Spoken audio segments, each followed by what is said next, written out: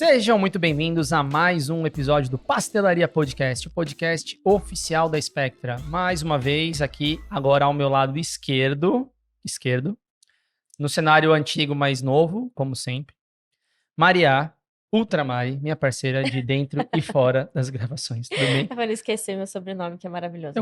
Eu quase me dei um amor aqui no final, mas ainda bem que não passou, ainda bem que não passou. É um amor esse menino, né? Tudo bem? Tudo certo. Tudo certo. Sempre muito Voltando bom. aqui à configuração antiga, mas com já umas coisinhas novas, né? Exato. Que a gente sempre ainda... nova, né, gente? Não dá pra ficar na mesmice sempre. Não, tem muita coisa que a gente vai falar aqui nesse episódio de coisa nova, né? Em breve, Sim. todo mundo provavelmente já devem ter visto aí nas redes sociais, mas muita coisa nova, né? Muito. E- Aqui só novidades. Torcer para que essas novidades agradem vocês, né? Exato. E isso no... vai agradar. Com certeza. Desculpa. Imagina. E no episódio de hoje a gente vai falar sobre um tema muito, muito, muito pedido pra gente aqui, que é o poder da cromatografia vinculada ali às nitrosaminas. Como que a cromatografia pode te ajudar a resolver os seus problemas de modo tanto no começo quanto no fim das nitrosaminas. Nitrosaminas é um assunto que a gente tem trazido bastante aqui, né, Maria? Exato, caliente. A gente tem se informado bastante fora do país também. Exato. Em relação a isso. Tem muita coisa bacana para vir aí no próximo ano sobre nitrosaminas que a gente já ficou sabendo, a gente vai trazer um pouquinho para vocês e discutir isso aqui com vocês. Mas com certeza, para resolver esses problemas, o método analítico mais interessante, com certeza, é a cromatografia. E para falar sobre cromatografia, ninguém melhor para trazer aqui o nosso adivinha. grande parceiro, Adivinha. nosso grande parceiro Miller do Cromatografando. Tudo bem, Miller? Tudo bem. E aí, pessoal, como é que vocês estão? Muito bom. Não Muito tem bom. pessoa melhor para falar de cromatografia do que o Miller, né? Com certeza. Já deixa eu agradecer o convite, né? Vocês pensaram em mim para falar sobre cromatografia. Não tem como não. Bom, retornando, né, aqui à casa, né? Exato, é a nossa primeira vez que A gente repete um convidado com para falar sobre um especial, não tem como. assunto bem interessante que realmente as pessoas pedem.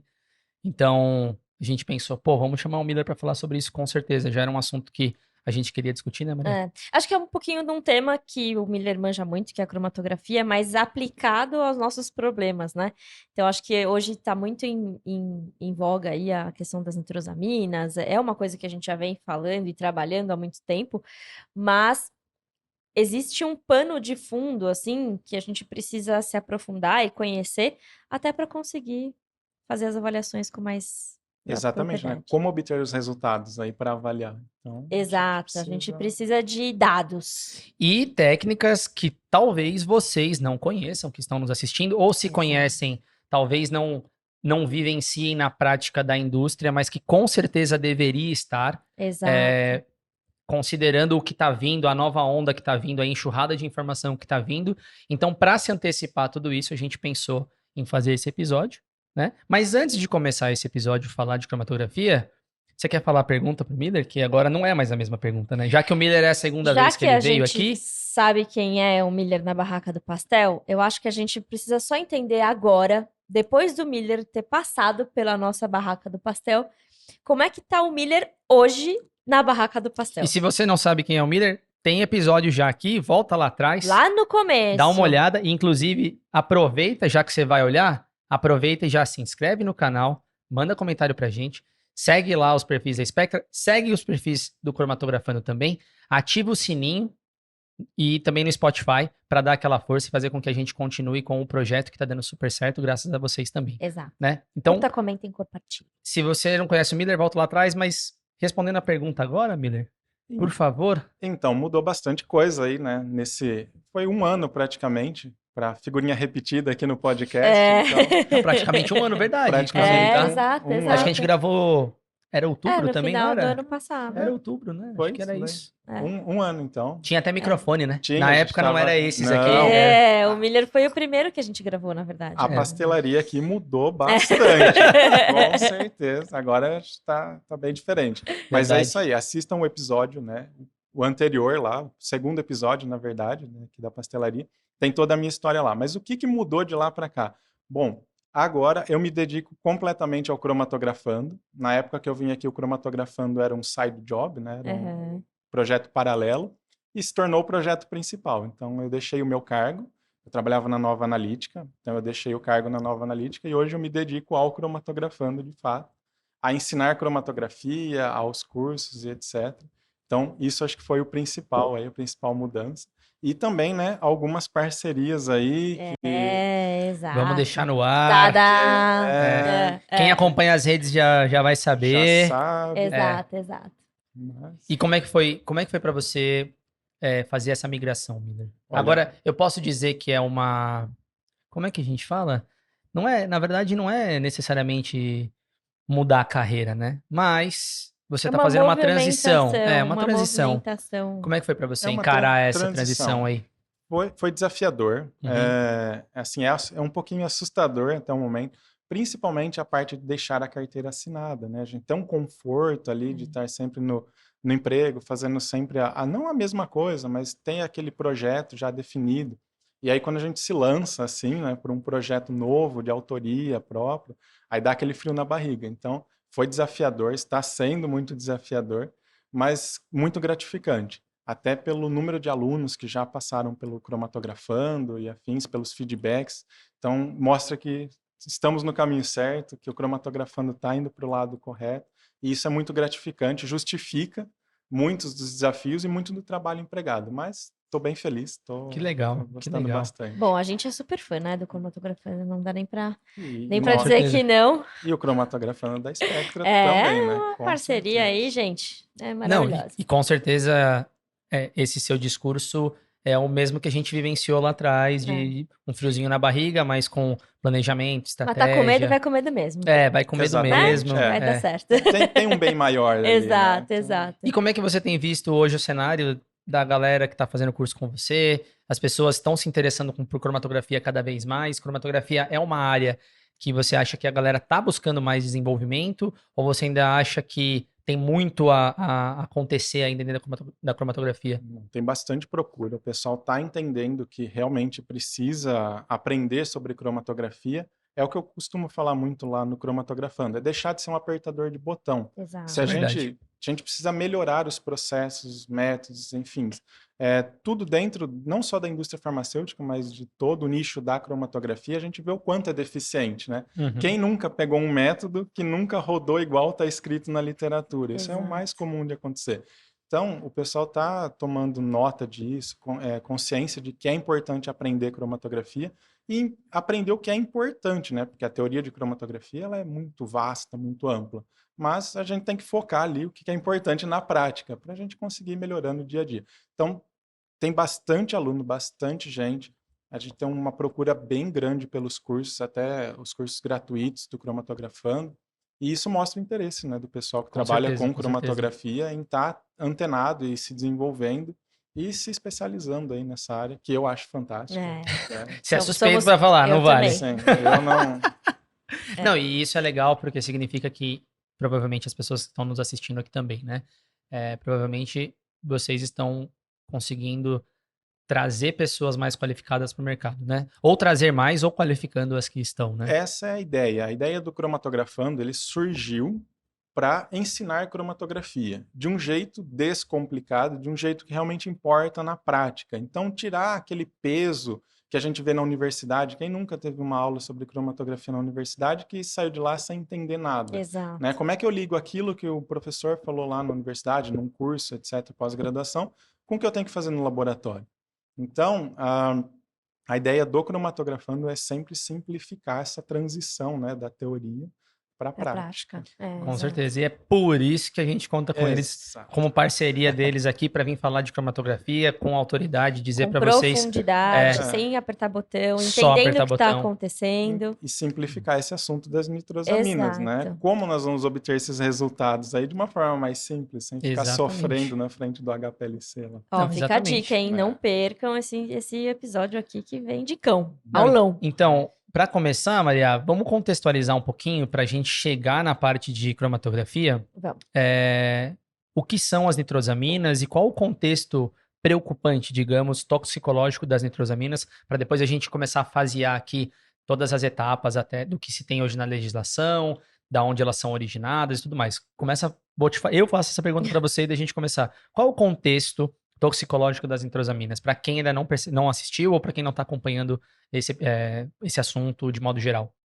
Com certeza os nossos seguidores aí já estão bem acostumados com esse tema, porque a gente traz muito esse tema aqui, temos vários episódios aí para vocês se atualizarem, mas acho que é importante aqui esse contexto para a gente começar, e até quem está assistindo esse vídeo pela primeira vez, entender o porquê do assunto que a gente vai trazer aqui hoje.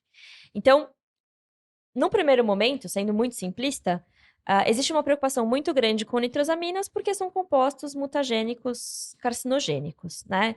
Inicialmente, as moléculas conhecidas de nitrosaminas, existem muitos trabalhos já consolidadíssimos, porque não é um assunto recente, é um assunto bem antigo até. Nitrosaminas não é exclusiva de medicamentos, nitrosaminas estão presentes em alimentos, em água, em bebidas, enfim. Mas essa é uma nitrosamina que a gente gosta, né? Mas tudo bem. Que você opta. Você escolhe tê-la, em mantê-la. Às vezes você não sabe, mas ela tá lá. Ela tá lá. E aí, na parte de medicamentos, a gente é obrigado a olhar para isso com um pouquinho mais de cuidado para não trazer um prejuízo aí para os pacientes. Então, nitrosaminas é uma preocupação porque tem um potencial ali de causar câncer, uma exposição a longo prazo. E aí, quando a gente descobriu isso, em 2018, na verdade, começou com a valsartana, despontando ali as nitrosaminas de baixo peso molecular, que são as potentes mesmo, que existem estudos de... Quando você fala baixo peso molecular, eu vou pedir para os nossos editores mostrar aqui para vocês, provavelmente na minha cara aqui, eu acho que eles vão colocar. Leandro, você vai colocar na minha cara? Não, né? Vamos colocar do ladinho. Quem são as nitrosaminas de baixo peso molecular? As que estão descritas, inclusive, nos guias regulatórios, né? Então, o próprio guia da Anvisa, que é o guia 50, que já está na revisão 2 aí, trazem essas moléculas, NDMA, NDEA, NMBA, enfim, todas elas com os seus limites já bem estabelecidos. Entendendo que isso a gente precisa controlar para não ter o potencial de causar câncer, claro. Então, a gente começou essa avaliação com foco nessas nitrosaminas, que o primeiro grande case aí foi a valsartana. E aí, quando a gente começou a se aprofundar nesse assunto, a gente entendeu que elas poderiam estar em mais lugares do que a gente imaginava. E aí, começou uma movimentação no mundo, que existe até hoje, de investigar tudo o que já está no mercado e tudo que vai entrar no mercado, buscando a presença desses compostos que, toxicologicamente falando, são perigosos mesmo. Então, a gente vem olhando com isso para um pouquinho mais de cuidado, e a gente foi evoluindo ao longo do tempo. Então, no começo, a gente achava que existia uma preocupação muito grande com os ativos, então as rotas de síntese que traziam lá as aminas secundárias e os agentes nitrosantes que são necessários de estarem presentes numa mesma condição, com temperatura alta, com pH baixo, para que eles pudessem ser formados. E hoje em dia, com a evolução do conhecimento, a gente migrou um pouquinho para a preocupação com o medicamento propriamente dito. Perfeito. Então, a gente saiu das nitrosaminas de baixo peso molecular conhecidas, com limites específicos já bem definidos, para uma preocupação com as nitrosaminas que a gente chama de complexas? Poderia ser nitrosaminas complexas, derivados de ativos. Né? Eu estava tentando lembrar o API-like, derivados de ativo, porque são as moléculas dos ativos já, que estão presentes na sua maior quantidade no medicamento, que se tivermos ali fontes de agentes nitrosantes, que o maior dos casos aqui, que vai ser um alvo da nossa discussão hoje, são os nitritos, que podem vir de diversas fontes. Os nitritos, na presença dessas aminas secundárias, que podem ser os próprios ativos, em condições específicas, eles podem formar essas nitrosaminas derivadas de ativos. Então, estamos nesse momento hoje de discussão sobre qual que é, inclusive, a toxicidade dessas nitrosaminas de alto peso molecular, complexas, derivadas de ativos, e como também quantificar e buscar essas nitrosaminas nos medicamentos. Pegando esse gancho, não, mas já pegando esse gancho antes da gente entrar e passar a bola para o Miller, eu queria fazer um adendo só para talvez as pessoas que estão assistindo. A Maria falou para vocês, né? Então, a origem da nitrosamina, a nitrosamina ela é um composto nitrogenado, que é formado pelo nitrogênio dupla O, e ele é formado principalmente devido à interação de aminas geralmente secundários, com agentes nitrosantes. Quem são os agentes nitrosantes? A Maria acabou de falar para vocês. Por exemplo, o nitrito de sódio, tá? Que é um agente nitrosante que ele entrega ali na reação o NO, que é o íon nitrosônio. O íon nitrosônio, ele é formado a partir do ácido nitroso, que também é formado a partir do nitrito de sódio. Então, só para mostrar para vocês que da interação entre a amina e o derivado agente nitrosante, em condições específicas, que a Maria acabou de falar, ela pode levar à formação da nitrosamina. O guia que a Maria também citou, para quem ainda não foi dar uma lida ou para quem não tem muito contato com isso, descreve uma série de questões específicas de uma análise de como você deveria fazer e tratar no seu produto. De forma bem simplista aqui para a gente entrar de fato na cromatografia, você tem uma fase de avaliação de risco, que é a fase que você realmente caracteriza se tem o risco ou não, né, Maria, de formar no seu produto. Pincela rapidinho assim pra gente, quais são as etapas, porque para falar do nitrito, como ela falou aqui para vocês vão entender aonde a cromatografia atua dentro de vários dos processos que a legislação nos recomenda. Então, eu acho que de uma forma até para ajudar a avaliação, que é uma avaliação complexa, e até do ponto de vista regulatório, para facilitar um pouco, essas avaliações elas foram divididas em 3 grandes fases, né? Isso aconteceu lá na Europa, Estados Unidos, e o Brasil também incorporou isso. Eu acho que é legal também não só falar do Guia 50, mas da própria RDC, que a Anvisa publicou esse ano, o H677, que obriga a gente a olhar para isso com um pouquinho mais de atenção.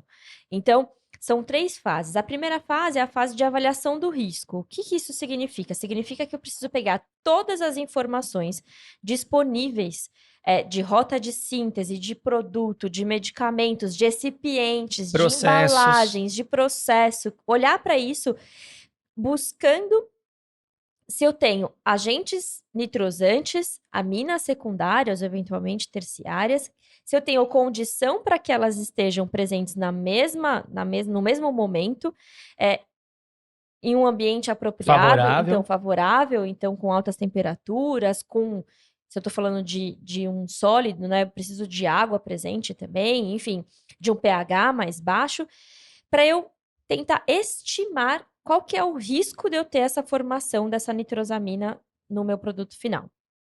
Então, para isso a gente precisa de dado, né? E é isso que a gente vai falar um pouquinho hoje nesse episódio.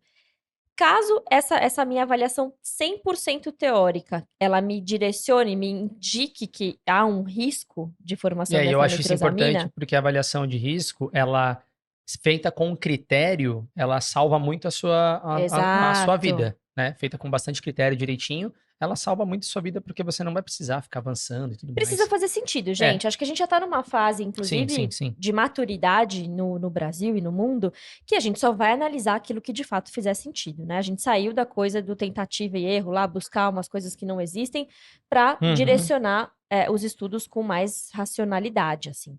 Então, se tudo fizer sentido dentro da avaliação do risco, a gente parte para uma segunda fase que a gente chama de fase de testes confirmatórios.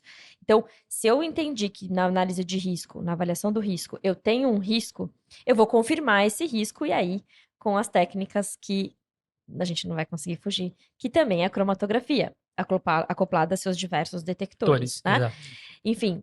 E aí, uma vez que eu identifico esse risco, comprovo esse risco com os testes confirmatórios, eu posso ter uma terceira fase, que é qualquer ajuste no medicamento, numa rota de síntese, para eu ou diminuir a concentração dessas nitrosaminas se estiverem acima dos limites, ou mitigar e controlar o risco, ou qualquer coisa nesse sentido.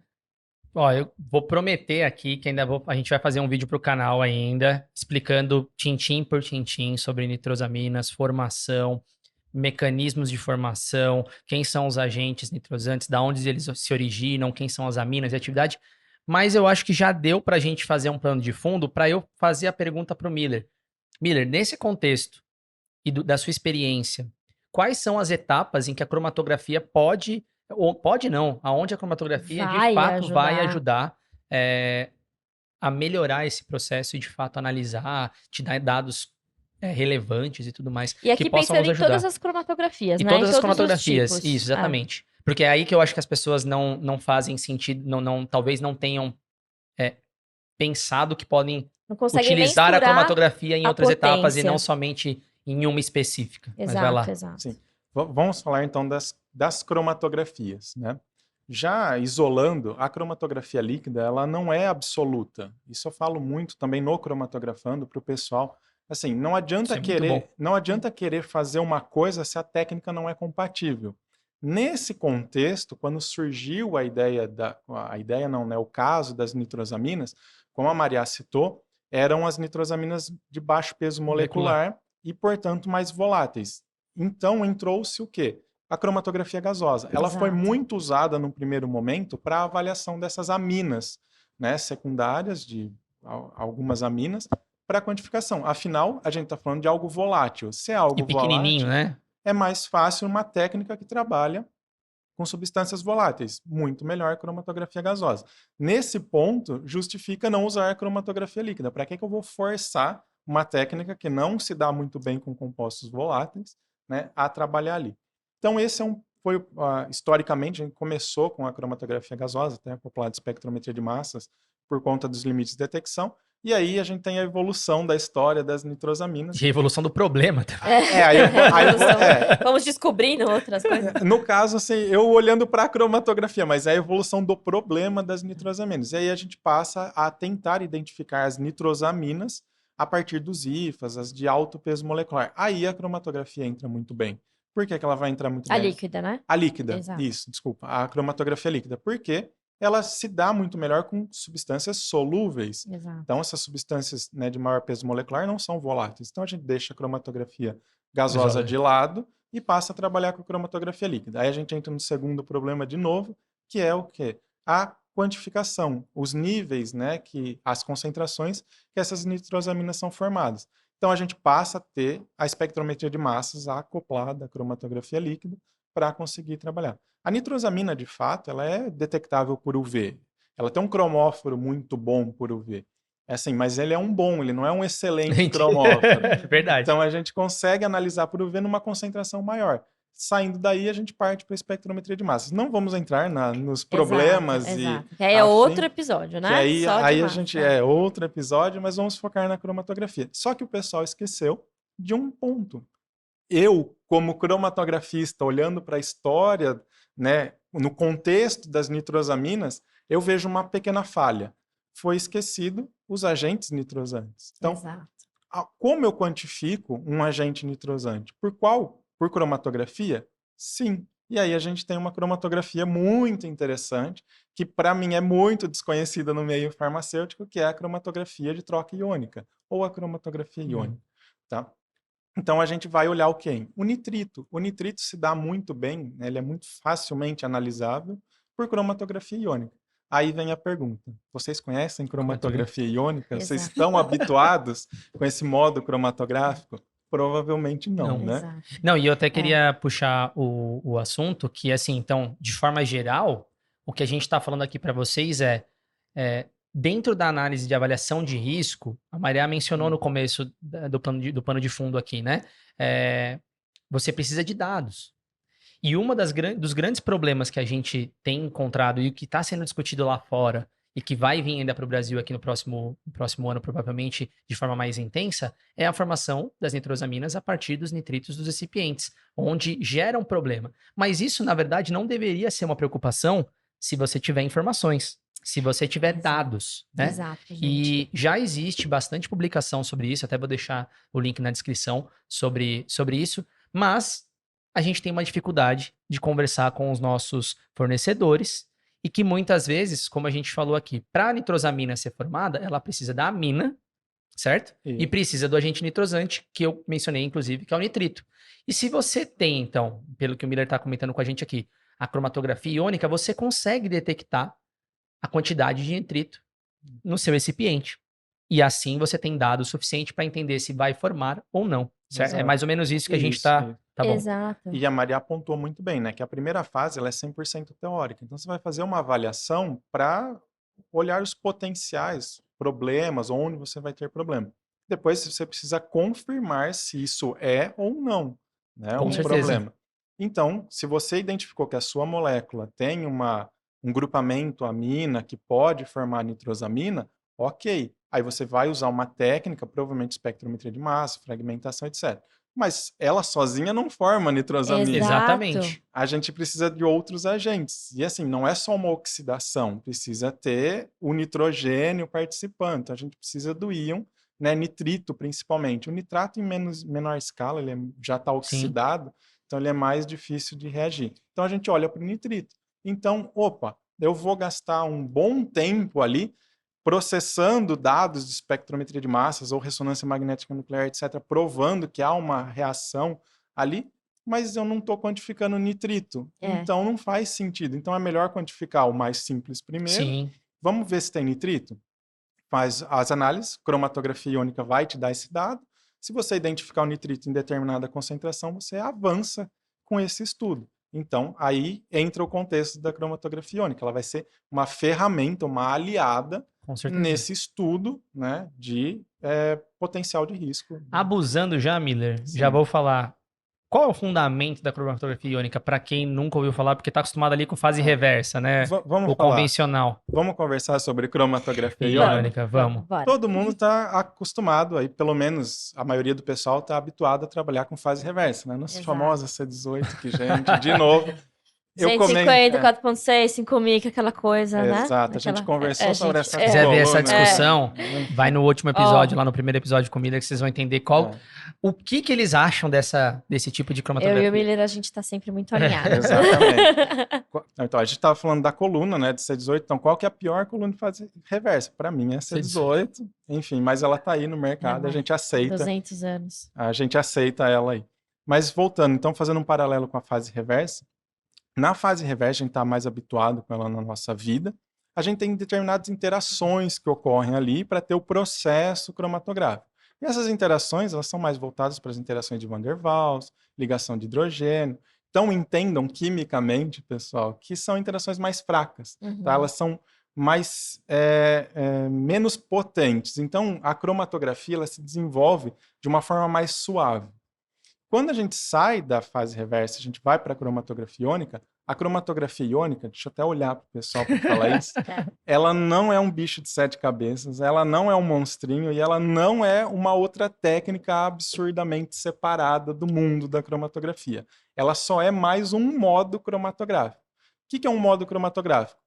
Eu vou usar fase líquida, fase móvel líquida, e uma fase estacionária sólida. Qual fase móvel e qual fase estacionária me determina os modos cromatográficos. Nesse contexto, a gente tem fase reversa, fase normal, Hillich, etc. E a cromatografia de troca iônica. A cromatografia de troca iônica ela vai funcionar com interação iônica. Quimicamente falando, é uma interação muito mais forte. Então, a gente tem algumas especificidades. Então, ao contrário da fase reversa, que a gente luta para não ter nada ionizado, então a gente põe tampão, estuda pKa. Para fugir, né? Para fugir da ionização, na troca iônica não, a gente vai para o lado oposto, a gente precisa que tudo esteja ionizado. E aí eu vou ter basicamente a minha coluna com uma carga, e ela vai ser oposta ao meu analito, ou aquilo que eu quero analisar. Então a gente estava falando de nitrito. O nitrito é o quê? NO2 menos. Então ele tem uma carga negativa. Como é que eu vou fazer a retenção, né, a interação desse nitrito com uma coluna de uma fase estacionária? Ela precisa ser positiva. Então, os opostos se atraem. Nesse caso, essa máxima é verdadeira. Então, os opostos vão se atrair. Só que eu não posso simplesmente colocar o nitrito lá dentro e deixar, porque eu acabei de falar que é uma interação muito forte. O nitrito ia ficar confortavelmente ligado, nunca mais ia sair. Literalmente ligado na coluna, e nunca mais ia sair. Aí a gente entra com uma fase móvel para remover esse íon, né, de lá de dentro da coluna. Qual que é essa fase móvel? Ela vai ser positiva? Não, porque senão ela ia se repelir em relação à coluna. Eu preciso de uma fase móvel igual ao meu íon de análise. Então, se eu estou analisando íons negativos, eu uso uma fase móvel negativa. Então, eu vou encher de íon negativo lá, que eles vão ficar competindo pela coluna. Então, é assim que eu trabalho na cromatografia iônica. Eu tenho uma coluna com carga oposta. É carga mesmo.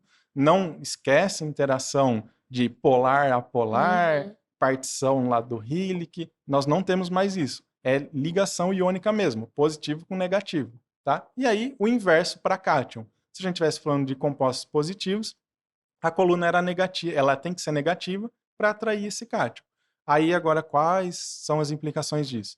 A gente tem a cromatografia iônica com interações muito mais fortes, a gente tem tudo mais demorado. Então, as máximas continuam as mesmas. Precisa equilibrar a coluna? Precisa equilibrar a coluna. Precisa limpar a coluna depois de uma análise? Precisa limpar a coluna depois de uma análise.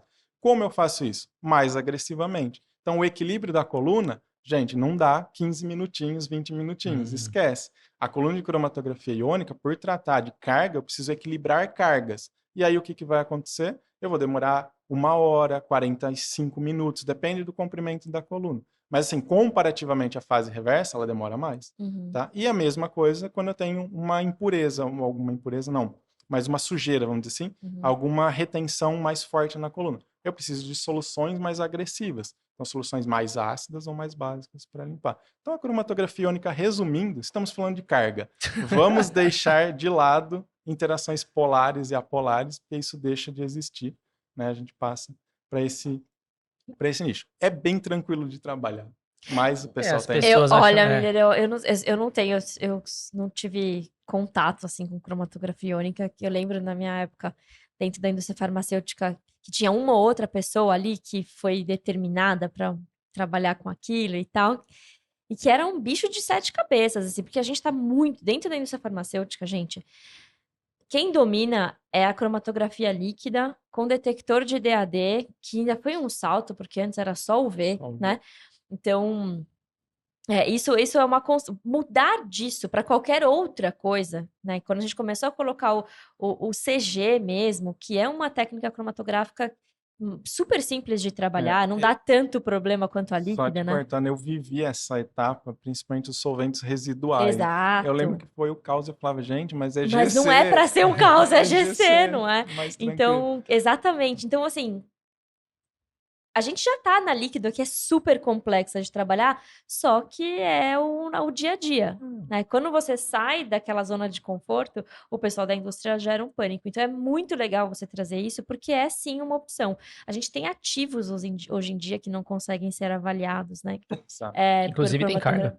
Exato. Então, a gente tem essa possibilidade, sim, de usar a cromatografia iônica, né? Não, só um pano de fundo para isso, aí dados internos aqui nosso, se a gente faz uma análise de busca das potenciais moléculas que poderiam formar nitrosaminas, considerando a estrutura química delas, dentro do que é registrado no Brasil ou até no FDA, eu diria que a gente tem de 30% a 40% todas as moléculas que existem e registradas no Brasil são capazes de formar amina. Por quê? Principalmente porque compõe nitrogênio, tem muito nitrogênio. Então, o que o Miller está falando de formar nitrosaminas. De formar nitrosaminas. Você falou aminas. Não, falei aminas? Desculpa. De formar nitrosaminas, porque elas são compostas de aminas. Era essa a minha correlação. E aí é importante você entender se você tem nitrito ou não no seu recipiente, para você poder entender como você vai fazer sua avaliação de risco. Inclusive, já aproveitando aqui, a gente fez um episódio, né, sobre recipientes, bem legal também. Se vocês quiserem dar uma olhada com a Tilana, dá uma olhadinha lá atrás para falar sobre como os recipientes, como se trata os nitritos dentro dos recipientes, mas a gente não fala como analisá-los, né? E aí o Miller acabou de fazer uma explicação muito bacana pra gente, interação com questão de carga. E aí eu gostaria de fazer uma pergunta, saindo um pouco do nitrito, mas ainda na cromatografia iônica, você consegue usar essa técnica para outras coisas, para analisar moléculas convencionais, só para tentar dar o valor para a pessoa entender que saber cromatografia iônica não é só nitrito também. Exatamente, a cromatografia iônica é mais do que só o nitrito, o nitrato. E afins. Uma análise muito interessante são ácidos orgânicos, que estão presentes ali em vários pontos de tanto indústria farmacêutica quanto outros, mas ácidos orgânicos se dão muito bem com cromatografia iônica. Principalmente os que são voláteis, porque uma vez que eles estão ionizados, eles já não são mais voláteis. E aí fica fácil reter e etc. Então a gente consegue fazer análise de ácidos orgânicos e também carboidratos. Quais carboidratos? Qualquer carboidrato. Polissacarídeo, monossacarídeo. Eu posso substituir uma... Homem carboidrato? Eu trabalhei com carboidrato, trabalhei com cromatografia iônica no doutorado, mas aí eu ia te fazer a pergunta. Então, Eu poderia tentar uma alternativa entre Hillick e iônica, eu poderia tentar uma iônica, não precisaria, se eu não me dou bem com a Hillick, né, que todo mundo reclama, mas eu poderia tentar então uma cromatografia iônica para resolver meu problema com carboidrato. Com certeza. A carboidratos, assim, é uma análise para quem vai para a cromatografia iônica nunca mais quer voltar. Pela simplicidade dela e a reprodutibilidade. É uma análise muito mais simples. A gente tem a implicação do detector, se é amperométrico e afins, mas comparando com o Hillick mesmo, é uma análise muito mais simples, mais estável de se manter funcionando do que Hillick. Porque, convenhamos, Hillick, né, mudou um mínimo ali do equipamento, a retenção já vai para o espaço. Mas cromatografia iônica, o pessoal tem esse preconceito por achar que é alguma coisa diferente. Gente, é só mais um modo cromatográfico. A teoria é a mesma. Tá? Usa-se a mesma teoria. Óbvio que a fase móvel é diferente, a coluna é diferente. Mas não significa que é coisa de outro mundo. Exato. Então, análise de carboidratos, aminoglicosídeos, a gente consegue análise de aminoácidos, etc. Nossa, aminoácido é realmente interessantíssimo. Aminoácidos, eu falo que quem vai para a cromatografia iônica, esse sim nunca mais volta para outro tipo. Porque em fase reversa, como é que você faz aminoácido? Aminoácido é o terror da fase reversa. Derivatiza. Porque ou ele está positivo ou ele está Tá negativo. negativo, Ele é um amino e é ácido ao mesmo tempo. Exato. E aí a gente acabou de falar, né, que anteriormente, que em fase reversa não pode ter carga. Você evita isso. E como é que você evita num composto que é anfótero? Aí ou você usa par iônico, que é terrível o método de reprodutibilidade, ou derivatiza. Aí você vai derivatizar. Outro problema. Que gera gente, é um segundo inferno, problema a mais. Porque a derivatização, você não consegue reproduzir ela exatamente todo dia, toda a reação igual. Aí precisa de um padrão interno e a quantificação, a validação do método fica uma coisa. Eu sei que não é o tema do episódio, e aí a gente até pode, que eu pensei agora, fazer um outro episódio disso, que eu e a Maria já queria falar sobre isso, mas para quem trabalha com biológico, então...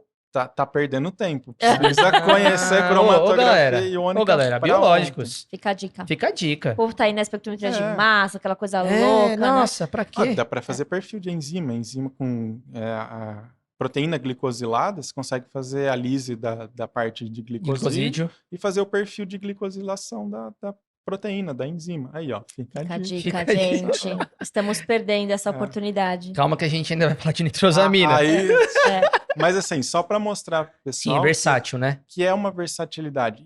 E principalmente a cromatografia iônica, ela caiu muito no popular de que é para fazer aquela análise de ânions, que é fluoreto, cloreto, nitrito, nitrato, brometo, que é análise de água, na verdade. Sim. Né? Isso é muito comum para quem trabalha em análise ambiental, é corriqueiro, mas acho que também só serve para aquilo. E não, cromatografia iônica é muito mais do que isso. Né? Exato. Então, historicamente, sim, só um detalhe, a cromatografia iônica, ela é diferente da cromatografia de troca iônica. Na verdade, elas usam... isso é legal falar, hein? Elas usam a mesma coluna, a mesma fase móvel. É que a cromatografia iônica surgiu em 1975, especificamente. A cromatografia de troca iônica já existia há um tempo atrás. Qual a diferença das duas? Uma parte do equipamento, que é a supressão. Então, a cromatografia iônica, ela tem um elemento a mais dentro lá, que é a supressão da fase móvel. Aí a gente pode ir adiantando aqui o assunto, aí a gente conversa sobre o equipamento de fato, né, algumas diferenças para HPLC, mas a cromatografia iônica, ela tem supressão, ela foi desenvolvida pelo Hamish Small em 1975. E aí, a partir daí, deriva-se da troca iônica. Então, equipamentos que têm supressão de fase móvel, que aí é mais atrelado ao detector de condutividade elétrica. Aí a gente chama de cromatografia iônica. A cromatografia de troca iônica é toda a cromatografia, engloba algo a mais. Então a gente está falando dos carboidratos, ácidos orgânicos, tá? etc. Esses aminoácidos é tudo cromatografia de troca iônica. O nitrito, a gente já vai pensar em cromatografia iônica. Mas assim, pessoal, não precisam se preocupar com isso. Na vida real é tudo a mesma coisa. Tá? São só um detalhe, assim. No seu contexto, eu trabalhei no doutorado com troca iônica. Exato. No seu contexto. O pessoal da Biológicos, a gente estava falando de biológicos, vai trabalhar mais com cromatografia de troca iônica, por conta do detector utilizado. Mas, pessoal, é tudo um detalhe. Na hora de pensar, adquirir equipamento, etc., é tudo a mesma coisa. Muito bom. Vai funcionar. E Miller, me diz uma coisa, assim, uma coisa que é muito importante, por exemplo, para a aplicação da avaliação de nitrosaminas e tal, e que nos daria muita ajuda na avaliação do risco, é a sensibilidade, né? Então, lindo, a gente está falando isso é aqui uma de pergunta- métodos uma e pergunta- etc. Mas assim, a gente precisa, porque quando a gente fala de nitritos, a gente está falando de um contaminante, não é algo que a Não gente é, deseja. Ninguém é. colocou intencionalmente ali um nitrito em qualquer que seja o material que a gente está trabalhando, né? Então, existe uma preocupação muito grande com a sensibilidade desses métodos para detectar as concentrações que são de fato relevantes, porque muitas vezes uma concentração muito baixa de nitrito e uma concentração, e eu tendo a mina disponível ali, ela já, e uma condição, claro, ela vai me gerar um problema. Então, esses métodos são sensíveis? Como é que. Aí não adianta nada, né? A gente tá falando de, é linda, maravilhosa, vai pegar grama litro lá Sabe? É isso aí. Aí não vai adiantar. Assim, a cromatografia iônica, a coluna, assim, é errado a gente falar de sensibilidade olhando para a coluna. Não tem nada a ver uma coisa com a outra, pessoal. Por favor, sensibilidade, quem determina é o detector. Ponto. Tá? Mas, por que eu citei a coluna? Porque a coluna, em troca iônica, cromatografia iônica no geral, ela aceita muito mais amostra sem saturar. E isso é um ponto importante para a gente conseguir sensibilidade. Então, enquanto lá em fase reversa, a gente tem que ficar se preocupando com uma concentração baixa, um volume de injeção pequeno, a troca iônica, por ser mais robusta nesse sentido, a gente pode carregar mais de amostra. Então, eu ganho em sensibilidade. Nesse ponto, a gente está falando aí sem pré-tratamento de amostra nenhum, tá?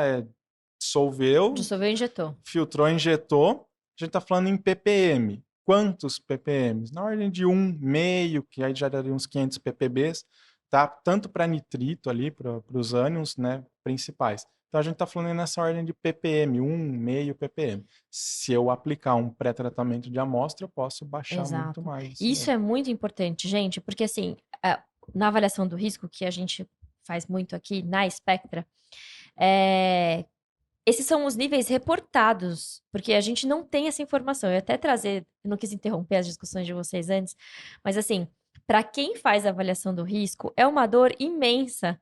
Você tem que ficar estimando coisas, né? Então, quanto menos informação a gente tem, maior o risco que a gente vai assumir. Então, e geralmente, quando a gente está falando de recipientes, a gente tem muita pouca informação.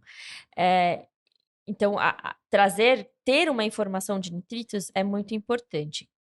Como a gente, na maioria dos casos, não tem, a gente acaba apelando para a literatura que existem dados reportados aí. Mas que pode prejudicar a sua análise, porque não necessariamente significa que a sua matéria-prima... E a gente vai pegar o pior caso exato. descrito, não significa que vai estar naquela condição. Exatamente. Exato. Só que a gente não sabe. Então, até é um princípio que a gente herda da toxicologia. Você não sabe, você põe o risco lá para cima. Cenário mais conservador. E a gente vai assumir um cenário conservador. É isso. Então, o que a gente vê na literatura são esses níveis de nitritos, de ppms, na ordem de ppms. Então, 1 ppm é algo que é bastante comum de se encontrar como contaminação de recipientes, sabe? Maria, o que eu vi por aí fica na ordem de 10 a 20 ppm de nitrito. Alguns estudos, né, alguns mais genéricos assim. Então, a gente falar em 1, a gente está realmente dentro do que é necessário para quantificar. Então, de fato, é uma técnica bem promissora nesse sentido. Então, a gente deseja que os nossos colegas aí, fabricantes de recipientes, estejam ouvindo esse episódio, querido, né? Invistam em cromatografia para quantificar os seus nitritos. Não, para quem trabalha com recipiente, com certeza. É indispensável. Além da água, né, gente? Eu acho que a gente não está falando aqui de água, mas água é uma análise corriqueira, inclusive. Controle da qualidade da água tem dados de nitritos e nitratos, inclusive... Porque por conta da regulamentação de potabilidade da água. Então, a gente precisa quantificar isso. Então, se seu medicamento, por exemplo, é uma solução aquosa, existe uma chance muito grande de você ter uma concentração muito grande de nitritos ali. Não, com certeza. Então, controle da qualidade da água é fundamental, porque devido à atividade humana, o nitrito está presente aí em qualquer lugar. Exato. Então, é muito bom saber que a gente pode contar com essa técnica. E aí eu queria, atrelando essa questão da sensibilidade, falar um pouquinho de quais são as opções de detecção, porque, de fato, a sensibilidade está atrelada da detecção. E o que a gente tem de possibilidade? A cromatografia iônica, ela acaba ficando dentro de 2 detectores, um terceiro ali em alguns casos. Quais são eles? O de condutividade elétrica, que basicamente ele vai medir íons, né, pessoal? Íons têm mobilidade, Cargas, né? carga, mobilidade dentro de uma solução, eles vão ter mobilidade, e essa mobilidade dá uma condutividade elétrica. Então, basicamente, se o íon passa nesse detector, ele vai ser detectado. Tá? O problema é que aí a gente pode entrar na questão do equipamento, como a gente já está falando de detector. Legal. Vamos falar sobre o equipamento também, porque aí eu tenho que juntar as coisas para ficar claro para o pessoal. Eu não falei que a fase móvel é cheia de íons?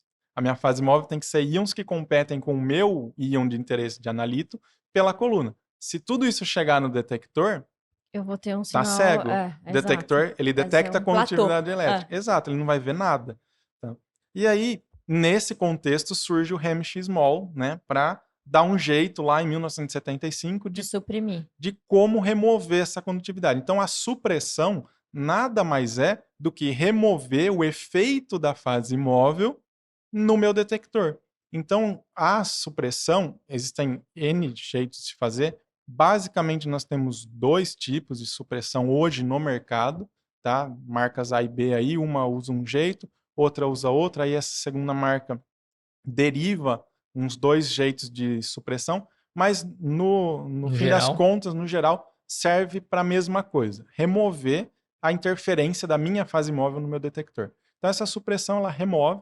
Não vamos entrar em detalhes sobre isso, mas também não é nada absurdo, é razoavelmente simples. É considerado um consumível dentro da cromatografia iônica. Então, o equipamento, o que você tem de consumível na cromatografia líquida hoje? É a coluna, fase móvel. Cromatografia iônica, você tem mais a supressora. Então, eu vou ter a minha coluna, pré-coluna, supressora, algumas partes do equipamento, ok. Então, a supressora é um consumível, ela vai degradando ao longo do tempo. Então, ela tem ali o que de função? Remover a interferência na fase móvel. Quanto mais eficiente ela for, mais sensível é o meu método. Porque quanto menos a minha fase Menos móvel... interferência, né? Quanto menos íon de fase móvel chegar ali, dentro do meu detector, mais o detector enxerga só os meus íons de interesse. Aí a supressora, ela é seletiva, antes que o pessoal fique falando, mas não é tudo íon. A cromatografia iônica, ela não é tão versátil, assim, não versátil, ela é. Ela não tem tantas possibilidades de fase móvel. A gente não consegue ficar variando, que nem a gente tem fase reversa. Posso usar metanol, acetonitrila, tampão, ácido, e enfim. A cromatografia iônica, não. Basicamente, você vai trabalhar ali com carbonato, bicarbonato para ânions ou hidróxido. É isso que a gente tem. Dependendo do ânion que você está analisando, você vai usar tetraborato de sódio como fase móvel. Então, você só tem 3 coisas. Carbonato, bicarbonato. Por isso que é até mais fácil, né? Carbonato e bicarbonato a gente põe dentro do mesmo grupo, então vamos chamar de uma coisa só. Íon hidróxido e o íon tetraborato. A supressora só precisa enxergar, só precisa eliminar isso. É isso que ela tem que fazer. Qualquer coisa diferente disso, ela tem que passar. Então, ela deixa passar, então ela só entende isso daí. Para análise de cátions, a gente usa a fase móvel ácida. E aí, a supressora só tem que eliminar o H+, é só o ácido que ela tem que remover. Então, é uma coisa só. Então, é muito simples, né? O funcionamento, etc. Então, a gente suprimindo, a gente tem o detector de condutividade. Então, o equipamento, o cromatógrafo iônico, todo IC é um HPLC, mas nem todo HPLC é um IC. Por quê? Porque o IC pode ou não ter a supressora e ele tem algumas condições especiais. Ele tem que ser isento de metal, então toda tubulação é de PIC. Ele não pode ter... PIC é a poliétercetona, tá? Pessoal, que é o polímero que faz as tubulações, o cabeçote da bomba. Porque se eu tiver algo metálico, o íon vai interagir com esse metal lá dentro. Então, não pode ter metal. Então, ele é razoavelmente diferenciável, né, assim, o equipamento, mas é um HPLC. Tem bomba, tem injetor, tem forno de coluna, tem detector, tem software, mesma coisa. E aí tem essa supressora no meio. Então, a gente tem o detector de condutividade. Qual que é o outro detector usado? A gente pode usar o detector eletroquímico, que aí ele usa a técnica de amperometria. Que nem a gente fala, acoplou espectrometria de massas, né? A amperometria é uma técnica correlata. Ela é uma técnica analítica separada. A gente pode fazer ela na bancada, com potenciômetro e afim. Então a gente miniaturiza isso, coloca lá como um detector e vai medir oxirredução. Oxidou ou reduziu em determinado potencial, ele detecta. Essa daí é usada para os carboidratos, para os ácidos orgânicos e outros íons lá. E a gente pode, no caso do contexto das nitrosaminas, a gente pode colocar um detector UV, que é tão comum, tão simples, tão tão presente aí Exato. na vida, né, dos analistas aí. Só que aí a gente entra num ponto bem interessante. O detector de UV em cromatografia iônica, ele é um detector seletivo, que todo mundo acha que o detector UV é universal, São. né? É muito comum falar isso, Põe lá o detecta tudo. comprimento de onda básico, né? Isso, 250 nanômetros, detecta tudo. Íon normalmente não tem cromóforo, ele não absorve no UV. Então a maioria dos íons passa e o detector não enxerga. O nitrito, o nitrato, por ter o dupla O, ele consegue absorver o UV. Então passa a ser um detector específico. No contexto de nitrosaminas, para determinação de nitrito, é muito comum não, deveria ser comum Uhum. usar o detector de UV. Por quê? A gente tem o cloreto, né? A maioria dos fármacos, etc., na formulação, São. vai ter cloreto, cloridrato, etc. E o cloreto, ele é um interferente cromatográfico, né? Então, na separação, eu vou ter problema com o cloreto. Na cromatografia iônica, ela é mais engessada, como eu falei com vocês, não muda muito. Então, eu posso trocar a coluna para melhorar a separação relativa, que é a seletividade, mas, assim, basicamente o cloreto sai antes do nitrito, não importa muito a coluna que eu use. Então, se eu tenho uma alta concentração de cloreto, o pico vai ser gigantesco e vai engolir ali o meu nitrito que está numa concentração pequenininha. Só que se a gente usa o detector UV, ele só enxerga quem? Só o nitrito, o cloreto é invisível para ele. Então, eu consigo enxergar ali. Então, isso ajuda a ter sensibilidade no método, a gente entender o equipamento, escolher o melhor detector. Aí só fazendo um paralelo, que eu sempre falo no Cromatografando, até tô com a camiseta aqui, Gente, né? fica a dica. Manda mensagem, aproveita, já deixa nos É. comentários lá, quero uma camisa do cromatografia. A gente também quer aqui, Não, viu? vamos encher isso aí no episódio. Manda lá no direct pra eles, vamos ver se eles acabam dando pra galera aí. Exato. Já é a segunda vez que eles vieram e não trouxeram. Tem convidado que vem Não. trazer e traz comida Traz pra comida, gente, eles não traz trazem nenhuma presente. camiseta, Pô, Poxa, gente, olha. nada. fiquei devendo a camiseta agora. Fica a Caramba, dica, gente. cromatografando. Manda lá pra eles, gente. Não, mas que é muito importante aprender separação, equipamento e troubleshooting, que é o que eu chamo de SET. Uhum. A gente está conversando aqui, vocês viram que eu entrei na questão do detector, que é importante saber escolher o detector. Então, conhecer o equipamento é muito importante. Conhecer a separação, que é a teoria utilizada, é muito importante. E de quebra, saber resolver problema em HPLC. Exato. Então, eu falo muito isso no Cromatografando. Para ser um cromatografista completo, tem que saber separação, equipamento e troubleshooting, que aí você domina a técnica de fato. Porque não adianta nada você ser um bom cromatografista, saber desenvolver métodos e afins e não saber escolher o detector correto na Exato. Eu hora acho que de... isso não é nenhuma particularidade da Não, cromatografia iônica, né? não. Isso a gente traz para cromatografia líquida ou Em geral. cromatografia em É geral. gasosa, qualquer A coisa, né? gasosa é crítico, o detector também. Exato. Então, assim, acho que tudo faz parte, acho que tá super na moda essa questão de avaliar o risco, né? E a gente, nada mais, isso é uma avaliação, na verdade, de tudo que você tem em mãos para tomadas de decisão.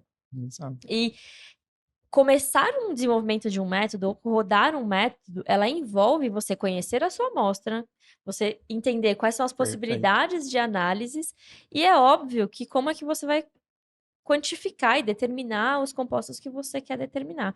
Então, por isso que eu fiquei muito interessada em saber do detector, porque é isso, assim, a cromatografia líquida, a gente tem várias opções de detecção, né? Então, se você, por exemplo, não tem grupo cromóforo, você não consegue usar um UV, um DAD. E aí, você não vai fazer uma cromatografia, né? Nem por isso você vai deixar de analisar, né? Exato, Assim, exato. fazendo um paralelo com a cromatografia de fase reversa, ou acho que é mais usado até em fase normal dentro da indústria farmacêutica, que é o detector de índice de refração. Exato. O Super detector de simples. condutividade, ele é basicamente igual, assim, na ideia de estar na cromatografia. Ele é meio que assim, passou, ele detecta, não Aham. passou, ele não detecta. Então, ele é quase universal, né? Precisa ter alguns íons, mas ele se torna universal, o detector de condutividade, porque se passar alguma coisa que não tem carga, vai abaixar ainda mais a condutividade, porque ainda tem uma leve condutividade de fundo, né? A supressora não é 100% eficiente. Então vai dar um pico negativo. Assim como no índice de refração, a gente pode ter picos positivos e negativos. O detector de condutividade, o cromatograma, pode ter picos positivos e negativos. Na 90% dos casos, os picos são positivos, mas pode surgir um pico ou outro ali no meio do caminho que acaba sendo negativo. Por exemplo, uma molécula orgânica que tem uma parte ionizada, ela vai reter, mas por ser muito orgânico, relativamente grande, a condutividade é baixa. Então ela acaba dando, às vezes, um pico negativo. Mas é comum ter esse. Legal, você vê mais um eletrocardiograma do que... Exatamente. Aí lascou. Eu tenho uma pergunta, porque do jeito que você acabou falando, você falou bastante da supressora e como é simples o tipo de fase móvel, né? Fazendo um paralelo com a cromatografia convencional e tal, e você já falou um pouquinho, né, na sua explicação de como é a cromatografia iônica, como é que funciona. A cromatografia convencional tem muitos tipos de fases estacionárias. E aí eu queria saber como são, ou tem muita, tem pouca, a gente tem uma versatilidade também. Você acabou de falar, tem talvez poucas fases móveis. Como que eu trabalho com a fase estacionária? Tem poucas, tem muitas, é variedade, não é? Então, esse é um caso que a gente precisa fazer uma análise mais histórica. Por que a gente tem muita fase estacionária para a fase reversa? Porque é a mais usada. Perfeito. Cromatografia iônica é muito usada? Não. Até agora. Por favor. No Brasil, agora. vamos mudar isso aí. Vamos influenciar positivamente essa Exato. área. Por isso, aí a gente entra no sistema, vamos assim, de demanda. Tem demanda? Não tem. Então, para que vai ter desenvolvimento? Nisso, né? Existe sim uma gama de colunas. A gente não tem uma coluna só para fazer uma coisa. Mas a gente não tem 20, 30 colunas, tá? Basicamente falando, as colunas elas não são de sílica, tá, pessoal? Diferente da fase reversa, porque a gente vai usar pH extremo. Normalmente, a análise de ânions, quando usa-se hidróxido, a gente está falando de pH 12, 13. A sílica já foi embora nesse pH. Então, usa-se coluna de base polimérica. E aí a gente tem algo mais oculto, que é o tal do ocultismo. Essas fases estacionárias, elas são proprietárias das marcas e elas são protegidas sob patente. Então, não espere encontrar na descrição da coluna qual que é exatamente a fase estacionária que está lá na coluna. Vai falar que, normalmente eles falam, a base é a mesma para todas, que é um polímero, estireno de vinilbenzeno, então isso daí, e vai ser funcionalizado com o quê? Com um grupamento que vai ter carga positiva ou negativa. O positiva normalmente são derivados de amônio, então vai ter um NH+ ali, e o de negativo são sulfônios, então é um SO alguma coisa, negativo, -2, -1, e o que importa muito é a ligação cruzada entre o estireno de vinilbenzeno. Então, às vezes, eu tenho uma mesma coluna com a mesma fase estacionária, eles mudam o grau desse cruzamento, então, para o pessoal entender, é um polímero, e aí, conforme essas ligações entre as cadeias poliméricas se cruzam, ele tem uma seletividade diferente. Aí, a gente não precisa entrar tanto em detalhe, fica muito específico. Mas eu posso ter a mesma... É como se eu falasse assim, eu tenho 2 colunas de C18, e as duas têm separação completamente diferente. É porque um C18 foi feito de um jeito e o outro de outro. Até assim, a C18 você tem inúmeras variedades, né? Você tem a Indicapt, a No Indicapt, aqui tem o... diferentes fabricantes que também geram diferentes efeitos. Exato, tamanho do nunca poro, tá não sei igual. o quê. Mas sim, e eu acredito que com a popularização da cromatografia única vão surgir demandas e a indústria vai se mexer para gerar colunas. Hoje tem uma gama razoavelmente grande de colunas, mas sim, a gente vai pegar para análise de ânions, eu tenho uma meia dúzia de colunas, e aí uma delas é específica para algum caso, por exemplo, da parte ambiental, que tem uma demanda. Então, quem sabe a gente não gera um movimento de ter uma coluna específica para determinação de nitrosaminas em meio predominantemente orgânico, né? Que seria com outras moléculas ali. Mas, assim, o que tem hoje dá para analisar tranquilamente, mas dentro de um desenvolvimento de método, vamos pensar assim, a gente não tem muita mobilidade, não dá para ficar ensaiando. Por isso que eu falo, pessoal, não tenha medo de cromatografia iônica, ela é mais simples do que a fase reversa. Eu não tenho muito o que ficar mexendo, é aquilo ali e acabou, entendeu? É mais colocar, rodar, dá para, óbvio que, como toda cromatografia, eu tenho parâmetros a se mexer, mas é pouca coisa, basicamente temperatura, enfim. Não, e antes de continuar, que eu sei que você vai ter mais pergunta aqui, que eu tô vendo esse caderninho anotado aqui. Não, esse aqui eu já vou pedir para vocês interagem com a gente já pra gente saber o seguinte, se vocês conheciam ou não cromatografia iônica antes de ouvir o episódio. Então, se vocês já ouviram falar, escreve aí pra gente ter uma noção do quanto essa técnica é conhecida, até pra gente trazer mais conteúdo sobre isso. Exato. Até pro Miller também. Isso é importante. Porque tem muito a ver, tem bastante a ver, a gente tá colocando no contexto aqui de nitrosamina, mas como o Miller trabalha com cromatografia, ele também vai saber se ele precisa ou não E outras falar mais indústrias sobre também, isso. né? Que usam bastante. Não, com Outras certeza. matrizes, Aplicações e tudo mais. A gente pode trazer mais conteúdo, mas para isso a gente precisa saber de vocês. Se vocês como é um curtem ou assunto não. desconhecido, né? A gente precisa saber se vocês têm interesse ou não em saber. Exatamente. Para a gente trazer aqui para vocês esse tipo de informação que é bem importante. Quem sabe Cromatografando faz um curso só de Olha lá. cromatografia Olha lá. iônica, ó. Eu topava, hein? Quem quer aprender? Quem quer? Se você não se manifestar, a gente não vai saber. Responde Exato. outra pergunta, então. Aproveita e já coloca aí eu quero, hashtag eu quero, curso do Cromatografando de cromatografia iônica. Exato. Quem sabe a gente aparece num curso deles em algum momento, de cromatografia iônica, acho que eu não vou conseguir contribuir muito. Não, a gente aparece num curso de nitrosamina, num curso de desenvolvimento de método, vamos saber, né? Vai saber se ele não deu nem camiseta pra gente. Não dá pra esperar que ele vai convidar a gente, né? Não. Pô, difícil. Convido. A gente se enfia, eles são famosos. Então, tá bom. Gente... Tá bom. Eles já têm os arrasta pra cima, gente. Então tá bem. A gente tá comendo capim ainda, exato, né? Exato. Enfim, mas muito bom tudo isso. Você tem mais alguma dúvida, Maria, sobre a cromatografia iônica em si? Ou a gente pode fazer um overview pro lado dos testes confirmatórios, coisas rápidas? Eu não sei se o Miller queria falar mais alguma coisa sobre cromatografia iônica ou não. Só para o pessoal não ter medo da cromatografia iônica, por favor, né? Pessoal... Exato. E estamos aqui influenciando positivamente o mercado e os profissionais e os fabricantes de equipamentos.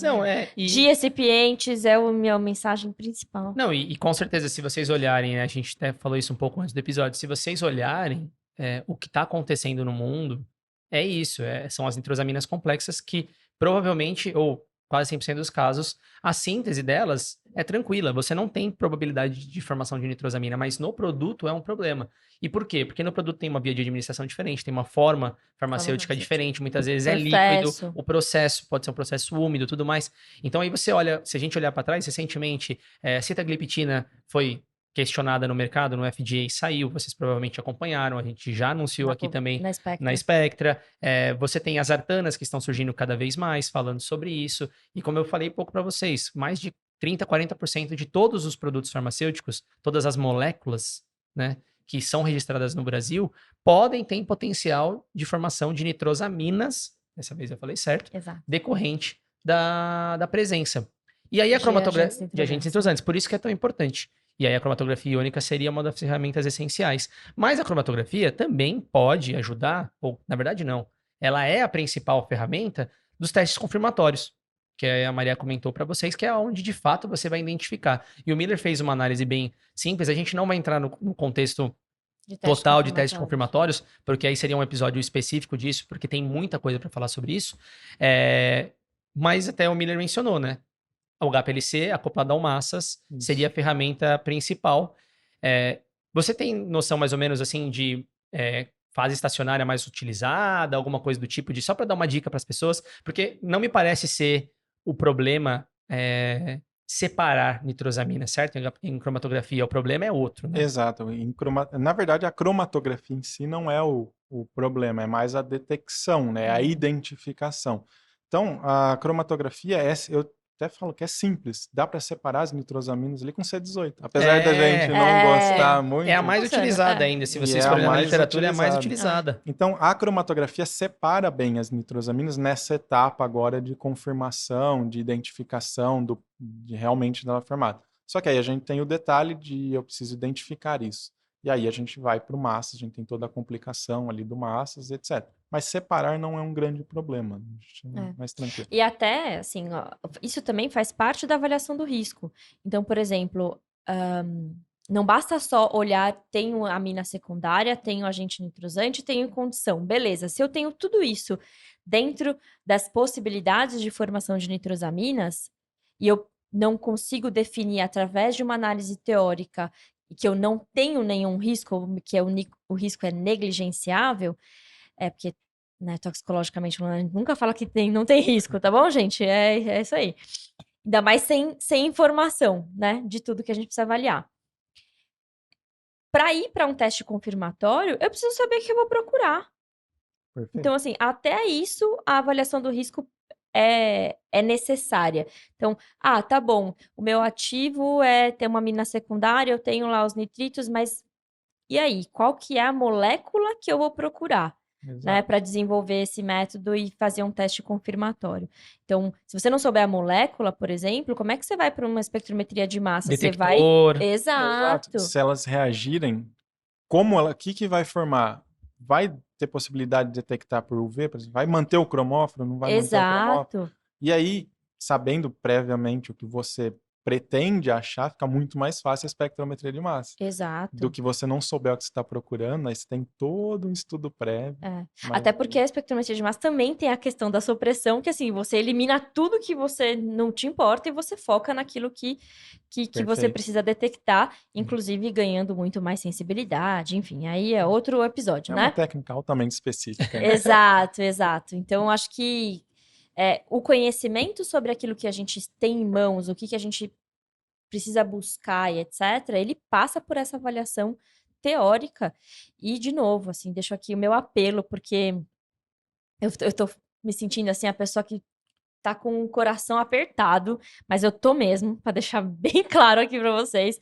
A gente tem feito muitas avaliações do risco e é muito difícil você direcionar para um risco negligenciável sem ter uma informação de nitritos, gente.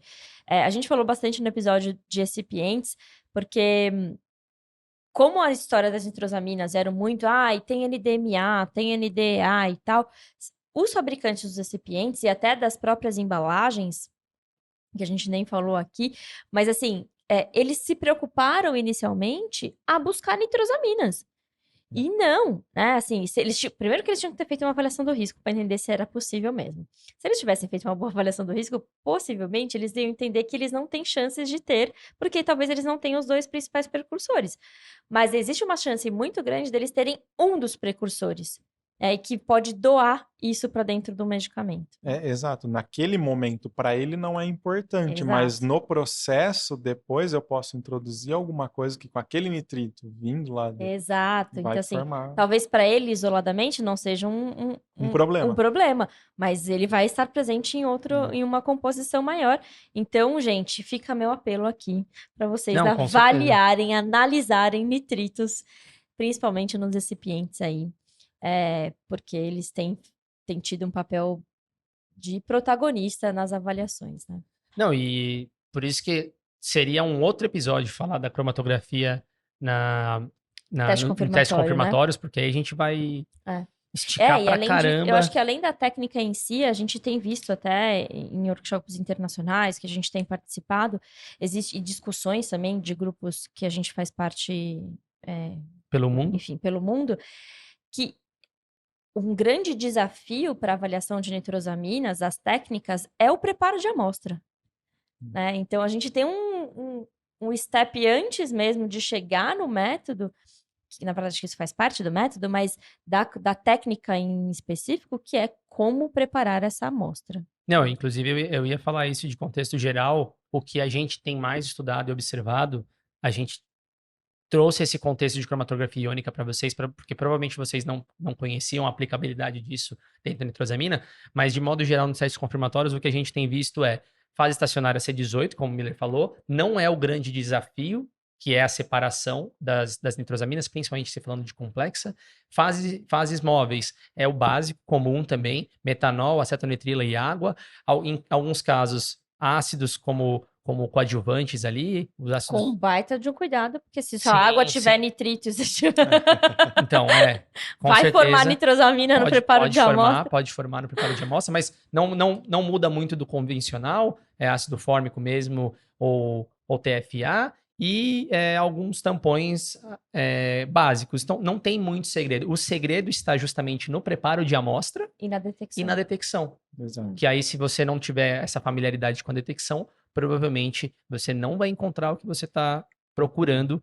Ou vai encontrar coisas que você não estava procurando. Você não estava procurando. Que você não queria ver, na verdade. Exato. E não sabe de onde vem, não consegue explicar depois. Exatamente. Exato. E a gente tem que marcar outros 2 episódios com o Miller agora para falar sobre preparo de amostra e teste confirmatório de nitrosaminas. O cromatografando fala de preparo de amostra. Fala né? sim. A gente tem um curso, na verdade, sobre as técnicas de preparo de amostras correlatas para cromatografia líquida. Chama de Desvendando a Preparação. Que aí é um curso razoavelmente informativo, mas eu aprofundo em SPE e extração líquido-líquido. São os dois. Que, inclusive, são as principais para nitrosamina, inclusive. Exato. E tem um porquê disso, né? Por conta da própria natureza da cromatografia líquida. Eu não posso usar qualquer tipo de preparo de amostra. Exato. Não é algo que, isso aqui é um ótimo preparo de amostra. Tá, para o quê? Exato. Né? Serve para cromatografia líquida? Então, eu faço uma síntese de alguns métodos de preparação, né? Umas técnicas de preparação. Isso é bem legal, Miller. Eu sou super fã de preparo de amostra. Eu acho também. Eu acho que, assim, principalmente na indústria farmacêutica, mas não se limitando eu vejo que outras indústrias, então, indústrias que trabalham com análises ambientais, o pessoal de petroquímicas, etc., eles exigem um preparo de amostra muito mais rebuscado. Indústria farmacêutica, gente, quanto menos preparo de amostra, melhor. Pega o comprimido, joga no balão, solubiliza, injeta. Né? Filtra. Filtra, por favor, pessoal. Filtra e injeta. Então, acho que eu recomendo esse curso do Cromatografando, porque, sem sombra de dúvida, é algo que a gente precisa, e às vezes ele ajudaria muito a gente quando tá quebrando lá a cabeça com sensibilidade, precisando concentrar essas amostras. Maria, uma coisa simples que você falou, filtra. Não existe um tipo de filtro, qual que eu uso? Exato, vários tipos de filtro, filtro que interagem, às vezes, com os diluentes que a gente está usando, né?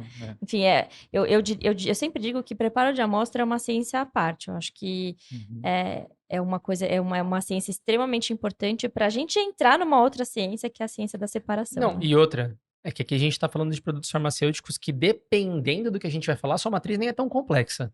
Mas se você for pensar, vamos supor aí que você está procurando nitrosamina em alimento, aí a gente está falando de matriz complexa, aí você vai entender a importância do preparo de amostra. A gente não falou, mas a nitrosamina, vocês pontuaram que ela começou com alimentos, principalmente para o pessoal entender, nitrito é um conservante de alimento. Tá muito em embutidos, né? Exato. Quem come bacon aí?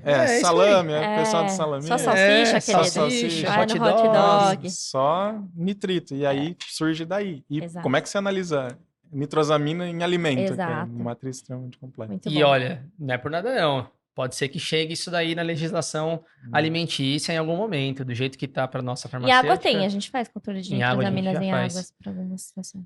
Bom, nossa, muita coisa, gente. São muitas oportunidades de estudo, de aprofundamento. Então fica a dica, não esqueçam da cromatografia iônica. E essa foi a primeira vez que a gente trouxe talvez um episódio, quer dizer, é a primeira vez com um convidado que já veio aqui. Repetido. Ele é tão importante que ele duplica aqui. Mas foi uma questão mais técnica, a gente tentou trazer um conteúdo mais técnico, então vocês não ouviram o mesmo contexto de episódio que vocês sempre ouvem da gente nem aqui. dele na Barraca do Pastel, porque é outro Miller daquele episódio, Pois era outra época. Outros tempos. Talvez não tenham as perguntinhas tradicionais aqui que a gente sempre faz no final, mas eu quero fazer uma pergunta para o Miller final aqui pra gente fechar, pra gente ir encerrando, e daqui pra frente, Miller, cromatografando, está gerando uma nova situação, que eu sei, vocês já anunciaram aí nas suas redes algumas coisas novas. Conta pra gente como é que tá a situação. Qual que é o futuro do cromatografando? É expandir aí para esse pessoal aprender cromatografia de verdade, parar de sofrer na frente do HPLC, encarar aquele equipamento como o terror da vida deles, né? Que cromatografia é simples, pessoal. Só basta entender o que você está fazendo. E esse entender também é simples. De novo, é o 7, tá até aqui na camiseta. Separação, equipamento e troubleshooting. É importante a gente saber um pouquinho sobre a teoria aplicada na prática, saber sobre o equipamento e, consequentemente, a gente vai conseguir resolver o problema. Que está vindo do quem? Do meu método ou do meu equipamento? Exato. Já começa ou daí. Do meu preparo da amostra. Então, cromatografando, a gente quer crescer cada vez mais, trazer conhecimento para o pessoal e desmistificar, descomplicar a cromatografia, mostrar que não é isso que todo mundo vê e não é impossível de aprender. Acho que isso é o mais importante. Exato. A cromatografia dá para aprender. Se você souber um caminho, se você tiver um caminho para seguir, eu acho que hoje é muito abstrato, né? A gente fala assim, o que eu preciso aprender em cromatografia para ser um bom cromatografista? Ninguém sabe, fica um pouco perdido. Então, a ideia do cromatografando é de fato orientar o pessoal, trazer a ideia do que você precisa aprender, o que é de fato importante na prática, e sem ficar rodeio, E, aproveitando esse contexto, queria fazer o anúncio da nossa parceria aqui, né? Spectra Cromatografando. Top! Para a gente sempre trazer mais conteúdos mais relevantes, importantes, poder somar os esforços aí para Exato. sempre melhorar a nossa atenção ao nosso público aí, né? Com certeza. Da nossa parte, né, Maria? Falando em nome da SPEC e do Pastelaria, que na verdade essa estrutura Exato. surgiu por causa do Pasteur. A gente fica muito feliz de ter o Miller aqui junto com a gente, o Rafa que tá aqui atrás, o cromatografando, o time inteiro, que se dedica bastante à educação. A educação é uma coisa que a gente também Faz parte do nosso DNA, né? faz parte do nosso DNA. A gente mantém o projeto aqui com vocês justamente para isso, para poder levar conhecimento para vocês, para evoluir todos nós juntos. Então a gente fica muito feliz, Miller, de ter você aqui hoje com a gente, de ter a equipe do Cromatografando junto com a gente na mesma estrutura aqui, tentando levar o melhor conteúdo possível, Exato. da melhor forma possível, e entendendo o que todo mundo necessita, do jeito que precisa, de um jeito diferente, de um jeito leve, Exato, descomplicado, que também é o que a gente pensa. E eu tenho certeza que esse é só o começo, que vai ter muita coisa legal pra gente discutir e contar pra eles no futuro. Ligados. Fiquem ligados, que eu tenho certeza que a gente vai transformar o método como as pessoas aprendem hoje as coisas dentro da indústria, certo? Exatamente. Essa é a nossa Vamos- intenção é isso aí. juntos. Vamos somar esforços para mudar esse cenário. Com certeza, com certeza. Exato. Acho que a gente está muito feliz com essa parceria, porque é uma sinergia muito grande. Desde sempre, desde quando o Cromatografando fez o primeiro... as primeiras Aparições aparições deles, né, surgiu, no Instagram, a gente já se falou logo no começo, Sim. porque a cromatografia é o nosso DNA também, e a forma como eles vieram apresentando tudo isso e fazendo esse trabalho primoroso que vocês fazem. Obrigado. Tem uma equipe, gente, Vocês não inteira sabem, por mas tem uma trás. equipe O por Miller trás é o também, rostinho viu? bonitinho na Exato. frente do Cromatografando, mas existe muita gente boa por trás. Rostinho bonitinho. Enfim, então a gente simpatizou muito com a forma como eles estavam construindo isso e agora concluindo, depois de muito conversar e tal, essa sinergia faz muito sentido pra gente e a gente está de fato muito feliz. Com certeza. Espero que vocês aproveitem também e dessa que vocês nossa... percebam o quanto existe de dedicação por trás desses projetos aqui que a gente está Exato. falando, que com certeza é para mudar a vida de vocês também, Exato. certo? Mas, Miller, aí no final, a gente está falando da parceria, você nunca convidou a gente para o curso, A gente não sabe, não assim, trouxe tamo camiseta, aqui, né? não trouxe... Abrindo a porta da Vende a Quara, não traz uma aqui. cerveja. Poxa. Ó, Leandro, Poxa. isso é certo? Não é certo, Não. né? Não é certo. Vem aqui de mão abanando, Da entendeu? outra vez, ele deu alguma coisinha aqui, a gente teve sorteio e tudo mais, mas dessa vez ele não falou nada. Olha, Estrela, é Não, verdade, não, ele não. comentou antes que ele tava estrela no avião, A de pessoa máscara. agora vai nas feiras, ele é assediado, né? E a Assediado. gente aqui, Pô, meros longe mortais, disso, né? Longe O disso. que Bom, você vai oferecer pra quem tá aqui olha, acompanhando a nossos gente? telespectadores, Infelizmente, ouvintes. para vocês, nós vamos ficar com a parceria. Mas Mas já tá bom, já tá não maravilhoso. vamos ter camiseta. Por enquanto, né? Por Perfeito. enquanto. Mas para o público aqui, né, do Pastelaria, a gente vai fazer uma ação, tá? O Cromatografando está lançando um curso agora dia 6, 7 e 8 de novembro, o Descomplicando o HPLC. Então, para vocês, vamos dar um desconto. O curso tem um valor simbólico, porque ele está dentro da Hotmart, até mais para organizar o curso, vocês terem acesso fácil ao certificado, que o pessoal gosta Boa. tanto. Então, para ficar um ambiente mais gostoso, organizado, bonitinho para vocês. Então, vai dentro da Hotmart, e aí por isso tem um custo simbólico. Mas, para vocês que estão aqui, né, são audiência, pasteleiros de plantão aqui, a gente está fazendo uma ação para vocês. Então, se vocês mandarem um direct lá no Cromatografando, no Instagram, @cromatografando, vocês enviem a palavra IC20. Vocês vão ter 20% de desconto, tá bom? Uau. Então, já é um custo simbólico, vocês vão ter um custo menor ainda, tá bom? Para aprender cromatografia, entender aí um pouquinho mais sobre essa técnica. E vocês mandem até o dia 5 de novembro, tá bom? Porque o curso começa dia 6, então até dia 5 vocês podem mandar o direct lá no @cromatografando e a gente vai dar o desconto aí para vocês, então. Uhul, pasteleiros e pasteleiras, conseguimos! Não esperava menos. E tá? olha aqui, essa edição tá especial, tá? Uau. Ela é para fechar o ano, então a gente tá aí com uma ação muito interessante.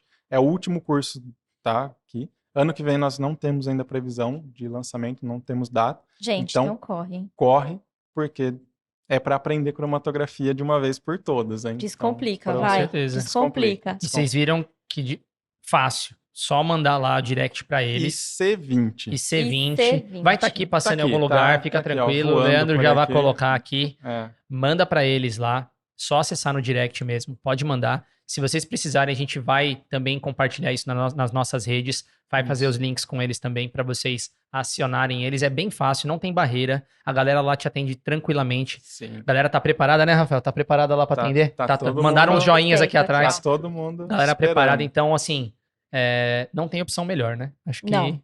Eu fico bem feliz, não só com a parceria, mas com o atendimento eu fico feliz, mas não ganhamos a camisa. aos nossos Aí, pasteleiros e pasteleiras. não ganhei a camiseta, não vou poder ir na academia com ela e tal, não sei o quê. Fala, Leandro. Quantas horas de curso, de Olha, conteúdo? Esse Pra quem curso, tá- o Descomplicando o HPLC, ele é a porta de entrada, tá? Para o HPLC prático definitivo. Mas aí, no Descomplicando o HPLC, nós vamos fazer aí por volta de 3 horas de curso, mais uma interação comigo. Então, Perfeito, perfeito. tirar dúvidas e afins, a gente tá lá, né, conversando. E depois, a gente tem o depois do Descomplicando o HPLC, a gente tem o HPLC prático definitivo, que aí é um curso completo, que é onde eu ensino o 7, que a gente falou aqui, né, durante o episódio. Então, eu ensino tudo sobre separação, equipamento e troubleshooting, que é o que importa para ser um cromatografista de verdade aí. Quebrar as barreiras da cromatografia, tá? Esse aí, ele tem 30 horas, mais de 30 horas de Uau.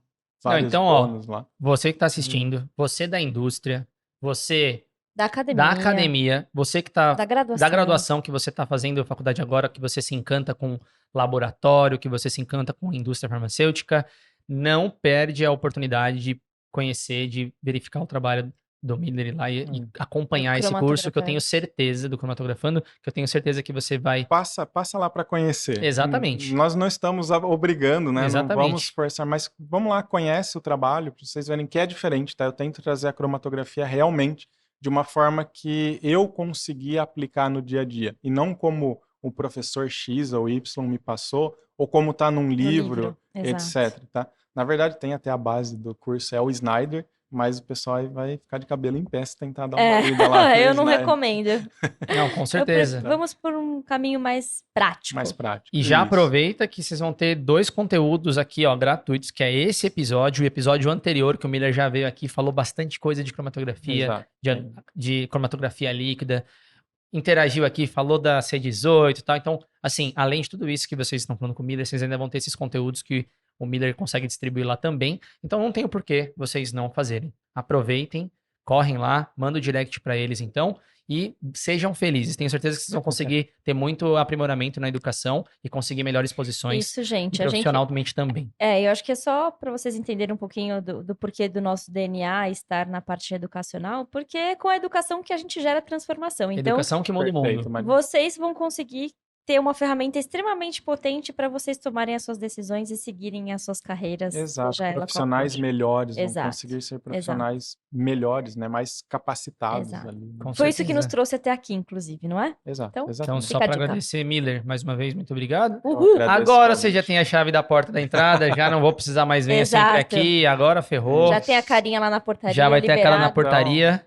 Então, muito obrigado mais Eu uma que vez. agradeço. O Sempre que é nosso é conteúdo. de vocês e estejam sempre... Estamos sempre juntos. né? Exatamente. Exato, muito bem-vindos. Eu quero sempre. dar uma última lembrança, um último recado. Se você tiver dúvidas sobre nitrosaminas, se você está fazendo avaliação de risco, se você precisar de alguma informação, alguma coisa, pode mandar mensagem para a gente também. Manda lá no nosso e-mail ou no nosso direct das redes sociais, que Da são... Spectra, opa, Quais são? Spectra Soluções Científicas, no Instagram, no LinkedIn, aqui, ó.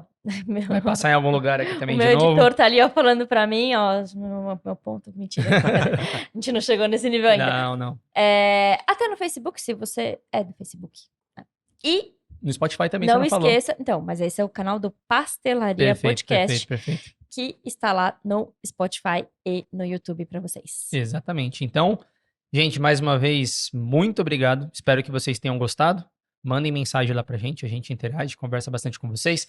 Fica aqui, tem várias coisas pra gente falar sobre esse episódio. A gente vai fazer outros vídeos. Vem muita coisa bacana por aí. O Miller Mandem também suas acabou de sugestões, falar. né? O que vocês querem ouvir. A gente ainda vai verdade. falar sobre... Que a gente tá devendo ainda alguns tópicos de nitrosaminas aqui, que em breve vocês vão Não discutir. acaba, gente. Que é estabilidade em fase sólida, que são como o sistema, como a agência regulatória na Europa e nos Estados Unidos estão olhando para nitrosaminas complexas. A gente vai abordar isso com calma, aos poucos, para ficar um pouco mais detalhado, mas eu tenho certeza, né, como o pastor dizia, eu tenho certeza que alguma informação ou acaso que vocês estejam esperando veio dessa mesa aqui, desse bate-papo. Tá bom? Então, fiquem ligados. Fiquem ligados. Até o próximo episódio. Tchau! Tchau!